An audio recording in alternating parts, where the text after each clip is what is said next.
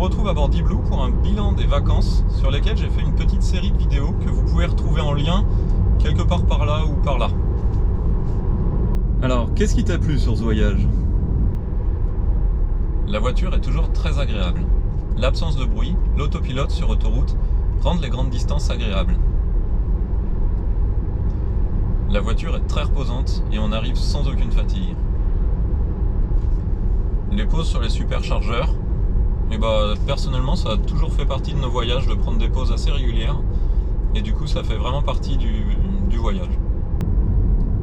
Et qu'est-ce qui t'a déplu? Quand on sort des belles routes, on se rend compte qu'on est dans une berline assez grande qui braque mal et qui est très basse. On peut le voir sur pas mal de mes vidéos, m'y reprendre à plusieurs fois dans les épingles parce qu'avec son rayon de braquage on n'arrive pas à le faire en une fois. Pareil, la garde au sol, ça gêne pour se rapprocher du bord de la chaussée et c'est peu rassurant typiquement quand j'allais au fond du camping. À propos du camping, comment s'est passée la recharge? Au camping, j'ai vraiment beaucoup apprécié qu'il nous propose une prise entièrement gratuite. C'était une prise sur laquelle normalement on connecte les camping-cars. Et là, il nous l'a prêté puisque le camping n'était pas à 100% plein. Alors pour pouvoir recharger sur ce genre de borne, moi j'ai un petit adaptateur que je vous conseille, qui est un adaptateur 16 A en PA17, que je branche directement sur l'UMC Tesla. Donc pour le coup, c'était super sympa au camping d'avoir cette prise. Le seul petit problème, c'est que, quand je dis problème, pour un truc gratuit, on va quand même pas se plaindre. On était en bout de ligne tout au bout du camping et du coup il y avait des baisses de tension assez importantes et ça m'a valu d'ailleurs une interruption de charge puisque je pense que la tension était descendue en dessous de 190 volts. À part ça, l'avantage d'avoir bénéficié de cette prise, c'est que pendant toute la semaine on s'est pas pris la tête avec les recharges. La voiture on l'a récupérée tous les matins, elle était pleine. Donc ça c'est vraiment super cool de sa part. Au passage, le petit souci d'interruption de charge qu'on a eu à 190 volts, le restant du temps, la voiture chargeait sans aucun problème, alors que la tension fluctuait énormément en fonction du branchement de chaque camping-car. Ça prouve que la Tesla, elle est quand même vraiment pas difficile en termes de tension nécessaire pour la recharge. Et ça, c'est plutôt cool. À propos des recharges, justement, comment ont été faites les autres recharges? À l'aller, on a fait 2 supercharges, une à Avallon et l'autre à Saint-Priest, à côté de Lyon. Au total, on en a eu pour à peu près 26 €, puisqu'on a remis quelque chose comme 71 kWh au total. Au retour, on a refait 2 supercharges, cette fois une à Mâcon et une à Avallon. Ça nous aura coûté à peu près 20 € et quelques, pour environ 57 kWh de charge remis dans les batteries. On s'est également arrêté une fois au superchargeur de Salanches, pour lequel on a remis quelque chose comme 26 kWh si je me rappelle, ça fait un total de 9 € et quelques. Sinon pour les autres charges,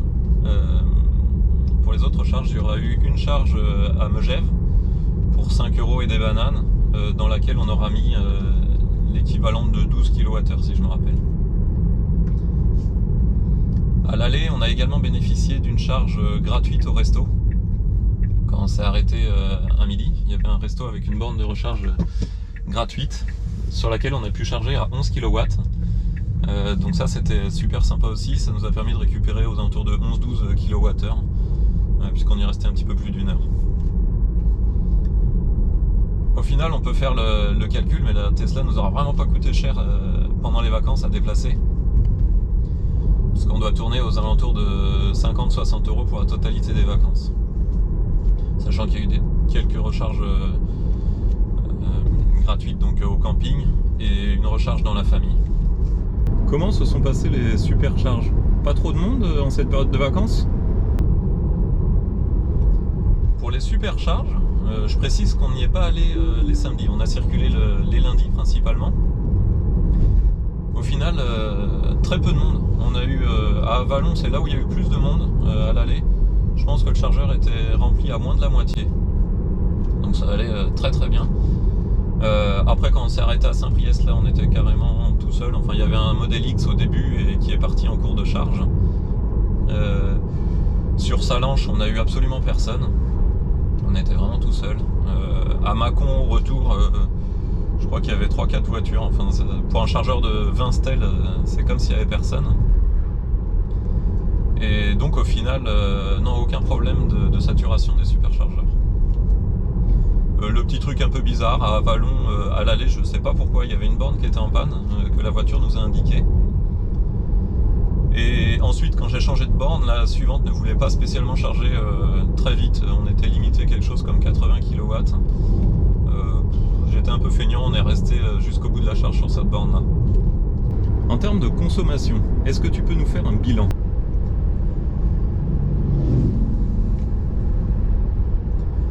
En termes de consommation, on aura fait un peu plus de 2000 km sur ces 2 semaines de congé. Et en moyenne, on a dû tourner un petit peu en dessous de 160 Wh au kilomètre. Alors j'avais pas relevé le chiffre, mais en faisant le calcul, aujourd'hui je suis aux alentours de 15 000 km sur la voiture. Et quand on regarde l'évolution de la moyenne, je suis à 165 Wh au kilomètre, pardon, sur la totalité de ces 15 000 km. Et là, les vacances ont fait baisser un peu la moyenne, donc je sais que je suis en dessous des 160 Wh au kilomètre pour ces 2000 km de vacances. Donc c'est plutôt pas mal, sachant qu'il y avait pas mal de montagnes. Qu'est-ce que donne la conduite en montagne ? En montagne, je suis très satisfait. La puissance et les reprises, et le frein moteur dans l'autre sens, la régénération grâce à la batterie, pour les descentes, c'est juste génial. Au niveau reprise, je dois dire que je me suis mis en standard la plupart du temps parce qu'en mode confort, je trouvais que ça repartait pas super bien. Après, peut-être que l'habitude de la Tesla fait que je deviens carrément exigeant. Je vous rassure, elle part très bien en mode confort, mais je trouvais que la relance était presque un petit peu longue. Donc je me suis mis en standard la plupart du temps, et là ça devient vraiment super agréable. D'ailleurs, au passage, quand j'y pense, les 160 Wh dont je parle de moyenne pour les vacances, ça a été sans pratiquer du tout l'éco-conduite. Sur route de montagne, on s'est fait plus que plaisir, sans rentrer dans les détails pour rester dans le politiquement correct, mais la magie en plus avec la long range du 4 roues motrices et de la puissance, il y a vraiment de quoi s'amuser beaucoup en vacances dans les petites routes de montagne. Au niveau conso, à la montée, ça consomme un petit peu beaucoup même, on est pratiquement plus du double de ce que j'observe habituellement. Par contre, à la descente, on se rend compte qu'on régénère énormément d'énergie. Et ça, c'est super agréable, puisque du coup, on voit la jauge qui remonte. Et ça, par rapport au thermique, c'est juste jouissif de se dire qu'au fur et à mesure qu'on roule, l'autonomie de la voiture augmente. Quelque chose à ajouter ?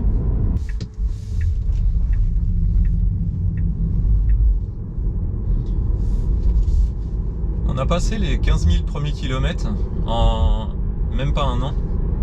C'est la première voiture avec laquelle je roule autant. Et clairement, j'en suis super satisfait. Si c'était à refaire, je reprendrais exactement la même. J'ai été complètement convaincu par l'électrique. La peur de l'autonomie ou les problèmes de saturation d'un superchargeur. Tout ça, de mon côté, de mon point de vue, ça s'est complètement envolé. Et je suis absolument convaincu sur l'électromobilité maintenant. Aujourd'hui, clairement, je repasserai plus au thermique pour une voiture principale. À ce sujet, je vous réserve une petite surprise à venir, pour laquelle le tournage n'est pas encore fait. Il va falloir attendre un petit peu. Donc je vous conseille de rester connecté, abonnez-vous si ce n'est pas fait. Ça vous permettra de voir cette petite surprise. N'hésitez pas si vous avez d'autres questions. Il y a les commentaires qui vous permettent de me poser des questions. Vous pouvez me contacter avec mon mail aussi. Il y en a quelques-uns qui le font, ça c'est très bien. Si vous voulez des questions discrètes, entre guillemets. N'hésitez pas, en général j'y réponds. Si c'est possible, je fais une petite vidéo. Donc à la prochaine. Ciao!